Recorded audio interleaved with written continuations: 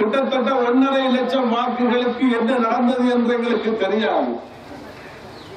ஒரு 25,000 வாக்குகளை கணேசமூர்த்திக்கு அதிகமாக அளித்திருந்தால் இன்று கணேசமூர்த்தி ஒரு பிரதி அமைச்சராக ஒரு அமைச்சராக கூட இருந்திருப்பார். அந்த சந்தர்ப்பத்தை இழந்தவர்கள் நீங்கள்.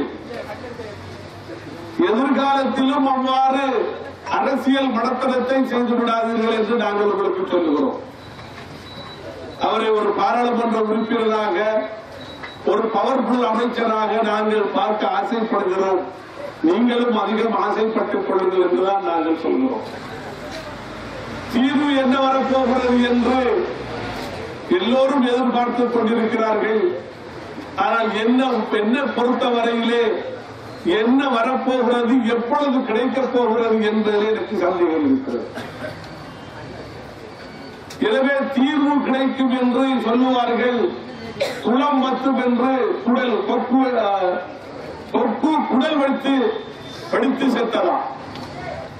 அதுபோன்று தீர்வு கிடைக்கும் என்று சொல்லிக்கொண்டு நாங்கள் எல்லாவற்றையும் இழந்து விட்டு செல்லாமல் தீர்வு வருகிற காலகட்டத்திலே தீர்வை நாங்கள் பெற்றுக் கொள்வோம்.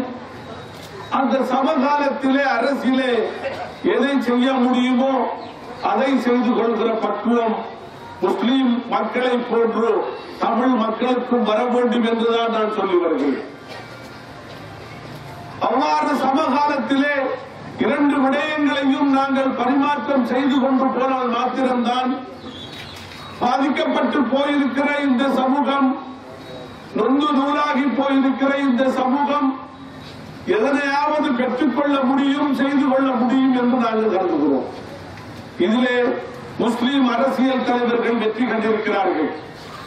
பிரச்சனைகள் இருக்கிறது, முஸ்லிம் அரசியலும் பிரச்சனை இருக்கிறது, சவால்களும் இருக்கிறது. அதற்கு முகம் கொடுத்து இவற்றையும் செய்து கொண்டு செல்கிற சாதுரிய தலைமைத்துவங்கள் எங்களிடத்தில் இருக்கிற காரணத்தினால்தான் அந்த சமூகம் அந்த கட்சியின் தலைவர்களின் பின்னால் சென்று கொண்டிருக்கிறது. இப்பொழுது அகில இலங்கை மக்கள் காங்கிரஸ் என்கிற கட்சிக்கு பின்னால் அதன் தலைவர் ரிஷாட் பத்ருதீன் என்கிற ஒரு தனி மனிதனுக்கு பின்னால் இந்த நாட்டிலே இருக்கிற முஸ்லிம்கள் மாத்திரமல்ல, தமிழர்கள் சிங்களவர்கள் கூட ஒன்றிணைந்து பயணம் செய்கிற ஒரு நிலவரத்தை நாங்கள் காணக்கூடியதாக இருக்கிறது. நாங்கள் இனவாதமாக கட்சியாக எங்களிடத்தில் அந்த பார்வை கிடையாது. அண்ணன் கணேசமூர்த்தி அந்த பாராளுமன்றத்தை அலங்கரிப்பார் என்றால் இந்த கட்சி அது பெருமையோடு பார்க்கும், தியாகத்தோடு பார்க்கும். இதுதான் இந்த கட்சியினுடைய எதிர்பார்ப்பு. அப்படிப்பட்டவர்களுக்கு இந்த கட்சியில் அதிக செல்வாக்கும் கௌரவம் இருக்கும். அந்த கௌரவத்தின் நிலவரத்தின் நிமித்தம் தான் இன்று எங்களுடைய கட்சியினுடைய தலைமை இங்கு வந்து கௌரவ கணேசமூர்த்தி அவர்களை கௌரவித்து செய்திருக்கிறது. அது மாத்திரமல்லாமல் மட்டக்களப்பு மாவட்டத்திலே 320 மில்லியன் ரூபாய் செலவிலே அமைய இருக்கிற பொருளாதார மத்திய நிலையத்தை பட்டிருப்பு தொகுதிக்கு கொடுக்கும்படி எனக்கு எங்களுடைய கட்சியினுடைய தலைமை சொன்னது. அதன் அடிப்படையிலே கௌரவ கணேசமூர்த்தியை கௌரவிக்க வேண்டும் என்பதற்காக இந்த மாவட்டத்திலே தமிழ் மக்கள் எங்கள் மீது வைத்துக் கொண்ட நம்பிக்கை வீணடிக்கப்படக்கூடாது என்பதற்காக 320 மில்லியன் ரூபாயுடைய வேலை திட்டத்தை பட்டிருப்பு தொகுதிக்கு எங்களுடைய அமைச்சினால் அந்த பொருளாதார மத்திய வலயத்தை, அந்த கட்டுமானத்தை உங்களுக்கு நாங்கள் தந்திருக்கிறோம்.